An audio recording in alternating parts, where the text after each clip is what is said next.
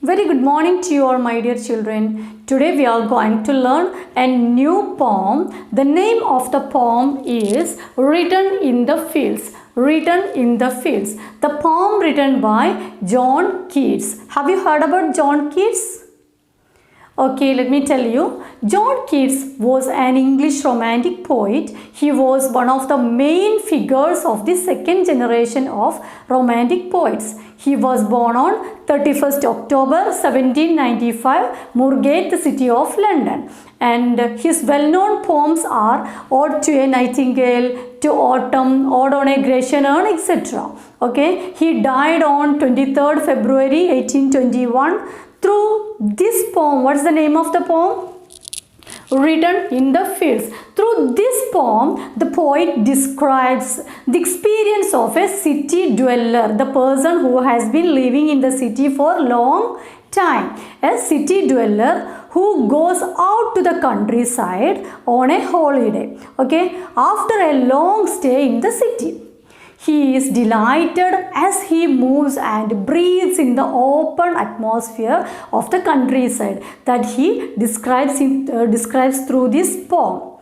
Okay, my dear children, before moving to the poem, let me give you the new words. Okay, what are the new words given in this poem? First word, it is penned. Can you see this? Penned. What is meant by penned? Penned means kept in. Pen means kept in or confined to the city. Here in this poem, the meaning of pen is confined to the city. Okay, next word, firmament. Firmament, we can call it as firmament. Okay, firmament. What is firmament? That is sky, nothing but sky. It's a synonym of sky, firmament. And fatigued. What is fatigued? Can you see fatigued? Fatigued means tired. Okay. Then layer. You can see all these new words in the blue box, that blue bordered box. Okay. Layer. What's the spelling of that layer? L-A-I-R. Okay. Layer. Layer means resting place. Then debonair. Debonair means cheerful or light-hearted. Cheerful or light-hearted. Then languishment. What is meant by languishment? Staying separated from the person you are in love with. Okay. Languishment means staying separated from the person you are in love with. Okay. Some more new words in the next page. Let's see that one. Okay, come to page number 48. Okay, philomel. What is philomel? Philomel, it's a type of nightingale. Okay, nightingale. Then career, that is progress, and either the upper part of the sky. Either means the upper part of the sky. Okay, let's go to the poem. My dear children, let me read the poem once. Okay. To one who has been long in the city pent, it's very sweet to look into the fire, an open face of heaven to breathe a prayer, full in the smile of the blue firmament, who is more happy when, with heart's content fatigued, he sinks into some pleasant layer of wavy grass, and reads a debonair and gentle tale of love and languishment. Returning home at evening, with an ear catching the notes of philomel, and eye watching the sailing cloudlets' bright career, he mourns that day so soon has glided by, even like the passage of an angel's tear that falls through the clear ether silently. Okay, that's the poem. Okay, let's see what is here in the poem. And before that, who is happier? See the introduction. Who is happier? A person cooped up in a city, or one who goes out into the countryside and sees the clear blue sky. The poet asks us, who would be happier? who would be happier? A person cooped up, a person go to the city for few days, or a person who come to the countryside from a city after a long stay from the in a city and come to the countryside for a day. Who would be more happier? And how would be the person coming from the city? He can see the clear blue sky, sinks into the lush green grass and hears the sweet notes of the nightingale. Okay, who would be happier? Let's see. To one who has been long in the city pent, 'tis very sweet to look into the fire, an open face of the heaven to breathe a prayer, full in the smile of blue firmament.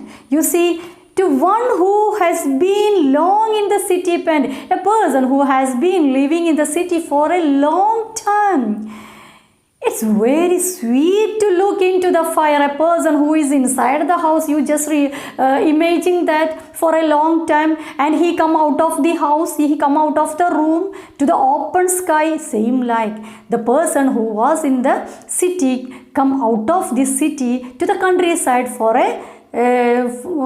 some time, to the open heaven, to the open sky, to breathe a prayer full in the smile of blue firmament. And he come out to the smile of a blue firmament. What is firmament? Firmament means nothing but sky.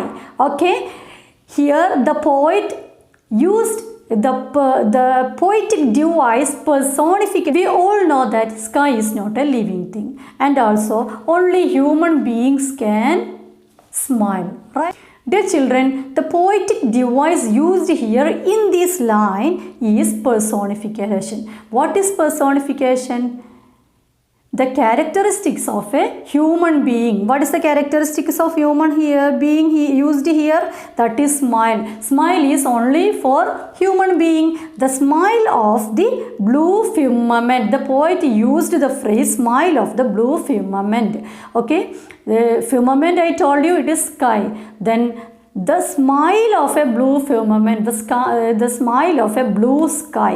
Is it possible? No. But the poet used the characteristics of a human being, the smile, here in this line. So that is why this poem, here the poet used the poetic device personification. Can you see this one? Personification.